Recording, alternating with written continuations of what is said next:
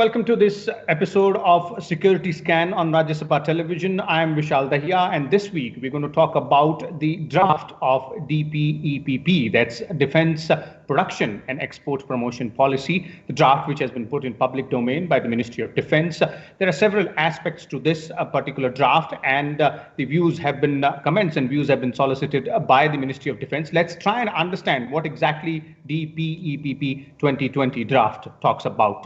So for this, we have a distinguished panel of guests. Let me first introduce them to you, beginning with we have Mr. Lakshman Kumar Behra, Research Fellow at IDSA. He's somebody who keeps a tab on all these developments, specifically with respect to defense production and the export promotion, the policy and the strategy being adopted by India as well. We also have retired Lieutenant General Dr. V.K. Saxena. He's a distinguished fellow at VIF, and we're also joined by Mr. Ajay Banerjee, the defense correspondent at the Tribune. Welcome all of you gentlemen to Rajya Sabha TV. Let me begin with you, General Saxena, and let's start by giving our viewers an overview, a salient features or points of this draft DPEPP.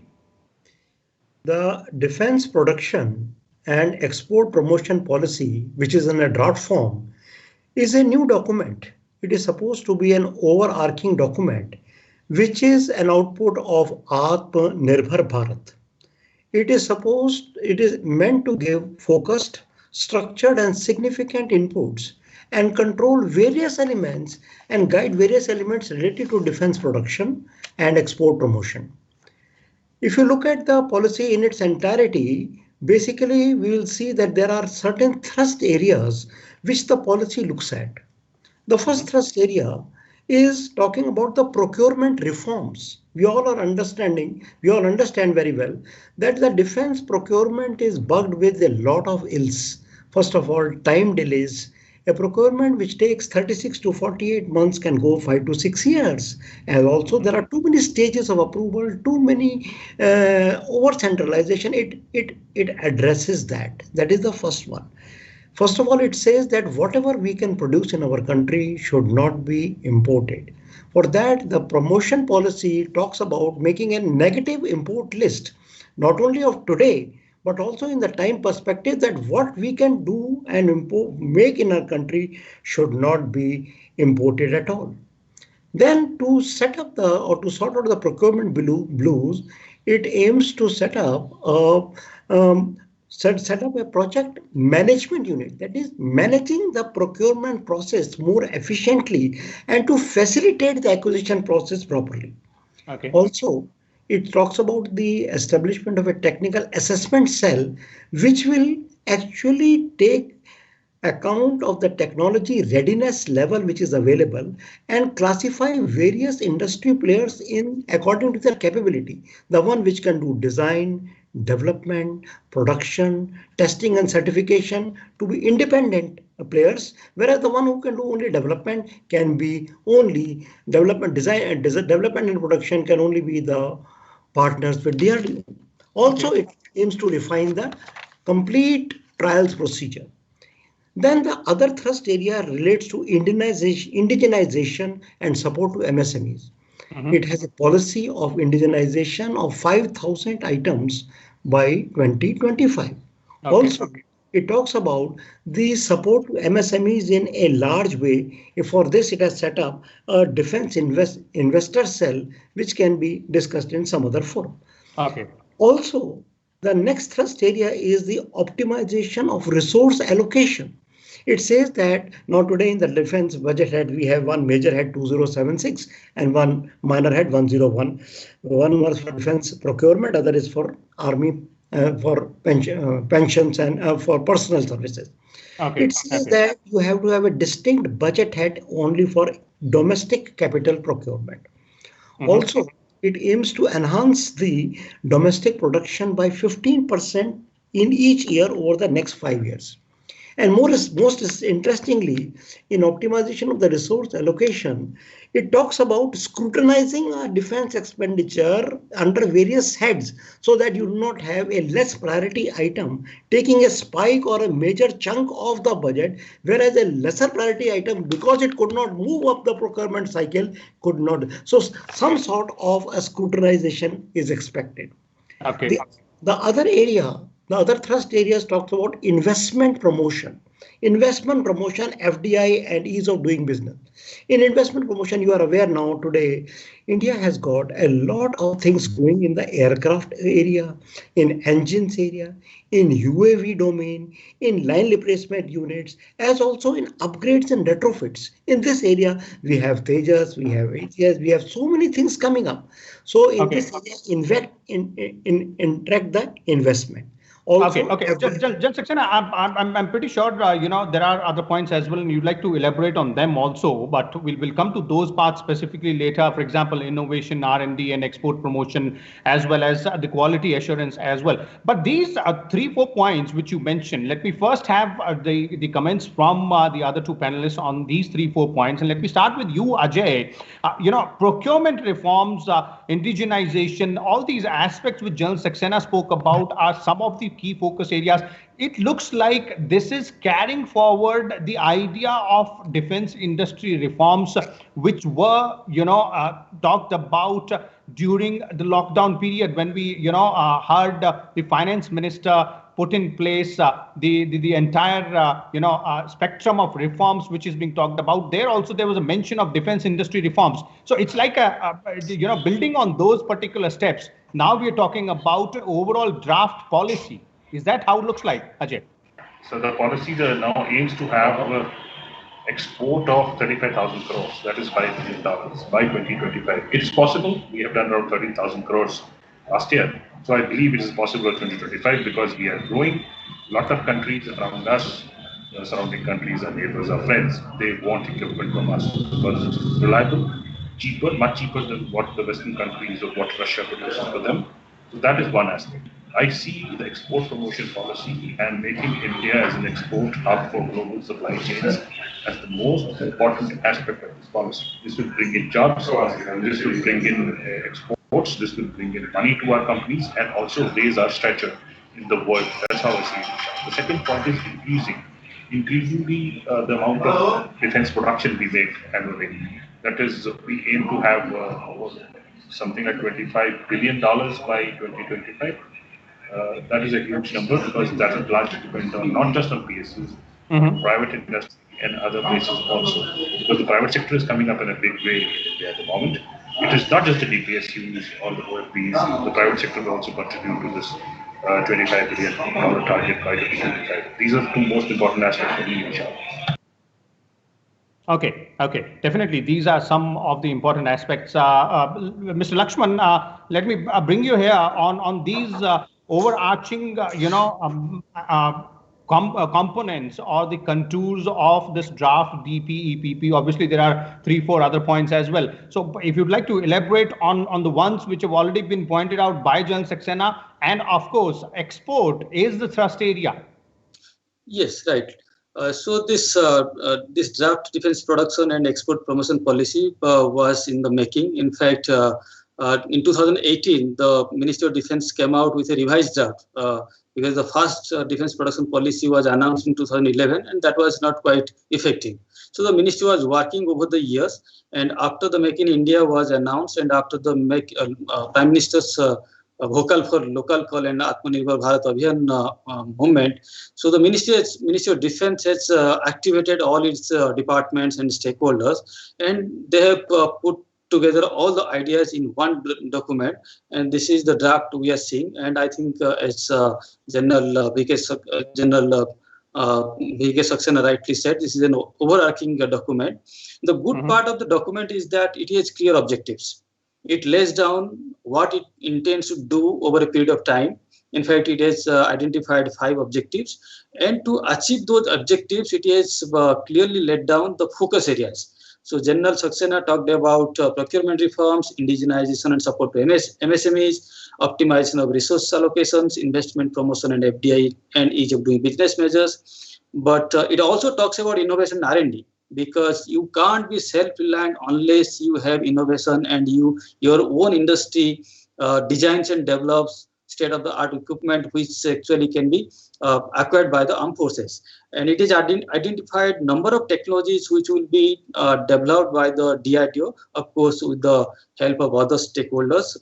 Some examples include your gas turbine engine, which has been which has been a weak area in our innovation setup. It talks about hypersonic missiles. So there are a lot of other things. So at least we know what the production policy intends to do through domestic R&D over a period of time. Then it also talks about the reform of the state-owned entities, particularly the OFB and the DPSUs. So the government has already declared that OFB, Ordnance Factory Board, which is a mammoth organization which has more than 80,000 people, but it's considered a very inefficient organization. So government is taking steps to corporatize it. So it will become another DPSUs, and after that subsequent reforms can be taken. This is a very big step to begin with, and if it is actually pursued to the logical conclusion, I think it is a major defense industrial reform, I would say. Then another aspect is to overhaul the quality assurance and quality control agencies. Now, we know for sure that we can design and develop a lot of things, but we don't have the right agencies to certify them in a time-bound manner.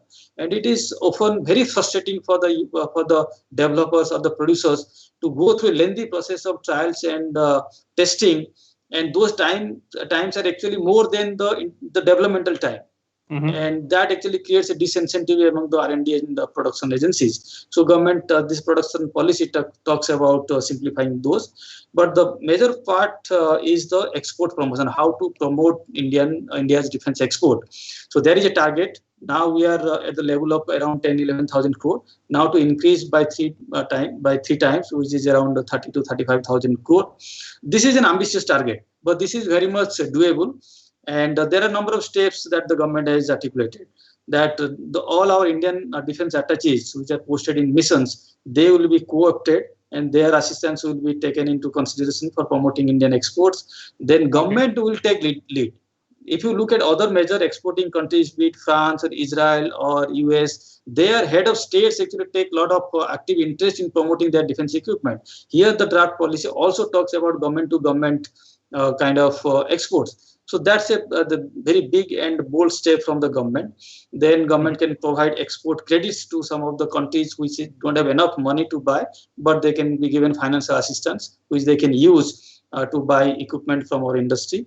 There are so many other measures, some licensing, so export authorization mechanism that will also be simplified. So as a whole, I think this draft policy is a good package. And so after taking into consideration all the inputs which the government receives from the stakeholders, I think we'll have a very, I think, far-reaching document which will have tremendous impact on the production and exports. Okay. Let me bring in Jan Saxena again here. Jan Saxena, it looks like the way you were also explaining in your first response and the way Lakshman and Ajay also pointed out, if you take a broad look at this particular draft, the first is on indigenization and promoting exports as well. But when we talk about indigenization, as in pushing the domestic industry there is a lot of focus which will have to be put into, innovation and R&D as well, and, reforming the DPSUs as well. How do you look at the first area specifically when we talk about indigenization process here? Sir, this document is a very overarching and it is a very wide coverage.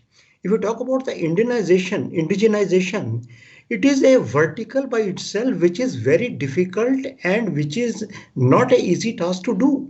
First of all, setting up a targets are all right. Now today, you're talking about 25, you are talking about achieving a target of $25 billion. You know what is the 2018-19 total turnover in manufacture? For the public sector, it is 8 billion. And for the private sector, 2.48 billion. And today the export is 1.5 billion. To take them to 25 billion and 5 billion is a very big target. Now, secondly, talk of indigenization. You have indigenization, all right. But at the same time, there has to be an approach from the DPSUs and the OFB to go ahead and ask the private industry to take part in the indigenization process. You have been told, this policy tells that they will, the DPSUs and the OFBs will be given incentive for vendor development. They have to do vendor development. Vendor development is all right, but at the same time, carrying out indigenization requires a total effort of the DPSUs, OFB, and the private industry. It is not a joke. Secondly, the innovation and the R&D, we all already know about that. IDEX, Innovation for Defense Excellence. We have Mission Raksha Gyan and all that. But at the same time, innovation requires young minds. You must have heard of a competition going on these days, Dare to Dream. DRDO has taken out 2.0 in the memory of Kalam, Dr. Kalam. Now, there are many things. They're not only just gas turbine engine. There are small things like active seeker. There are cruise missiles. There are armored fighting vehicle, their BMP, their robotic, their artificial intelligence, so many things where you require innovation. For example, everybody talking about swarm drones. Is there an innovative mind which can design a small vehicle with artificial intelligence which can go and carry out its mission independently?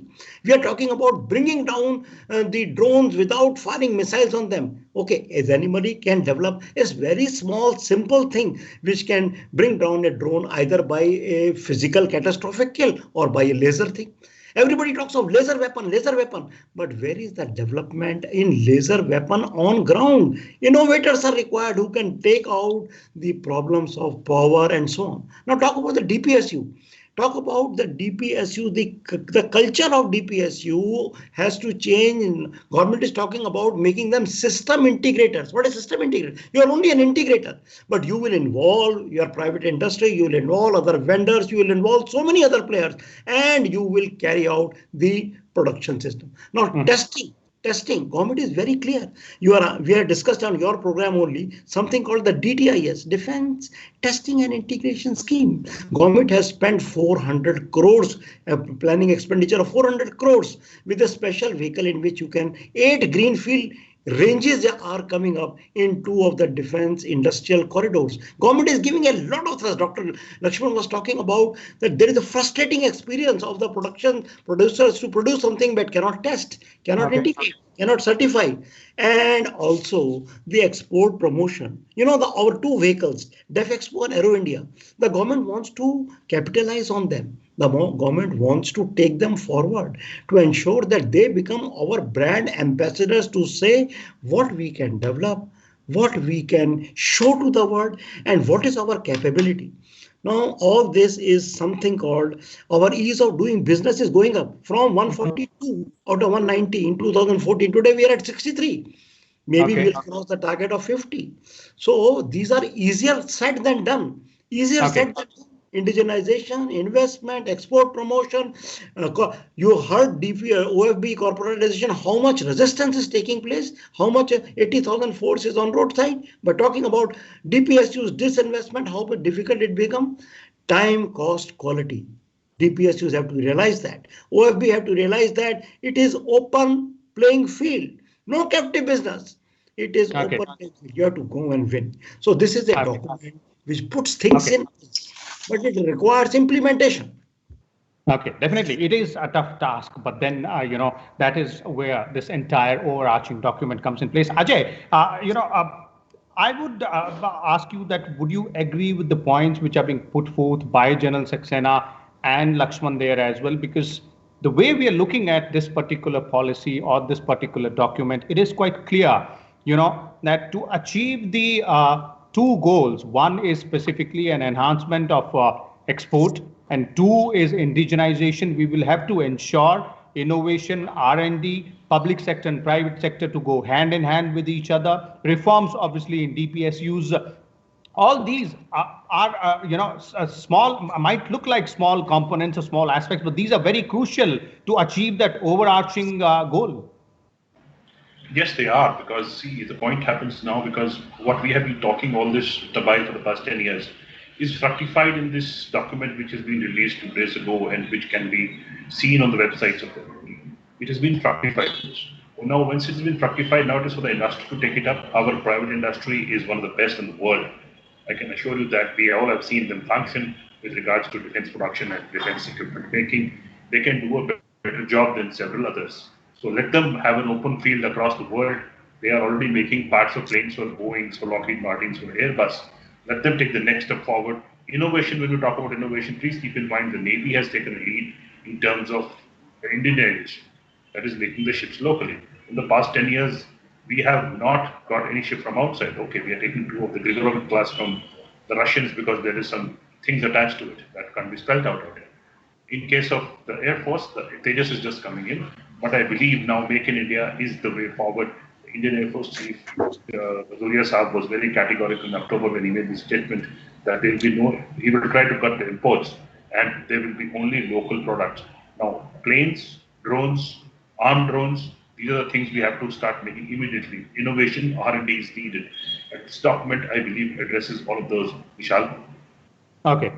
Lakshman, would you agree that this looks like a very tough task, but that's how we will have to go ahead and navigate ourselves as a country if we want to go ahead and be self-reliant, specifically with respect to defense equipment. We will have to take into account all these aspects.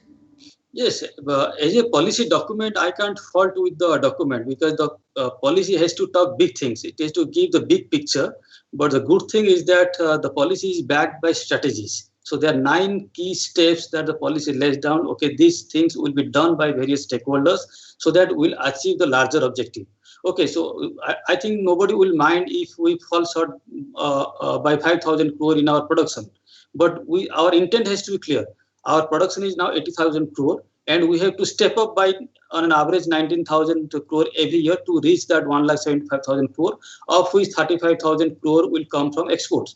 Now, if you look at today's exports, which is around 10 to 11,000 crore, few years ago it was less than 1,000 crore.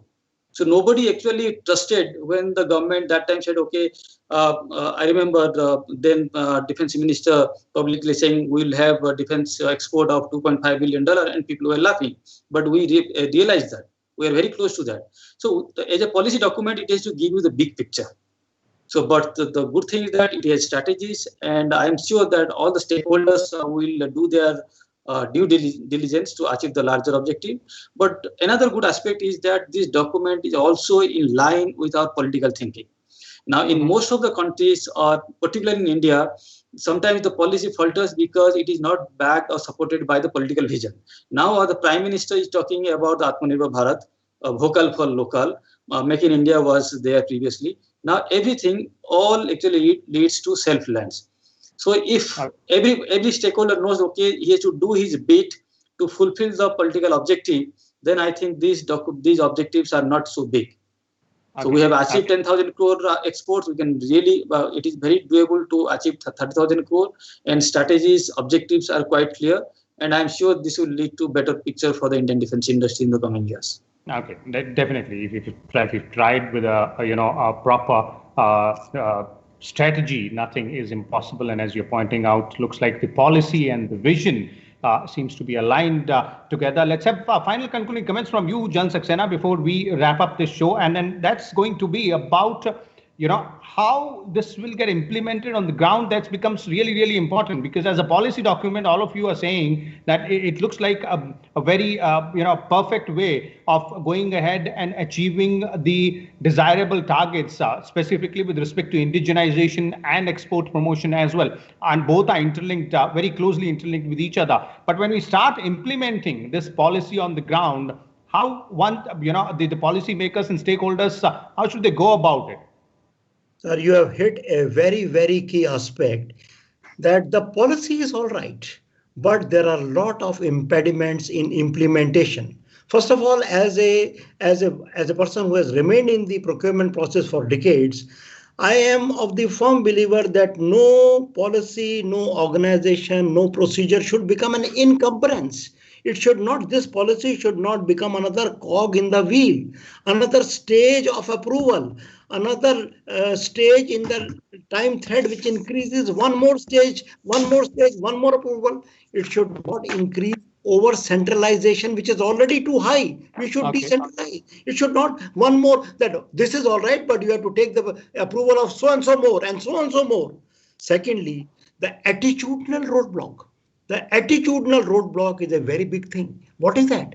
The thing is that the stakeholders, the MOD and the others must realize that, as Ajay was talking about, our private sector has arrived.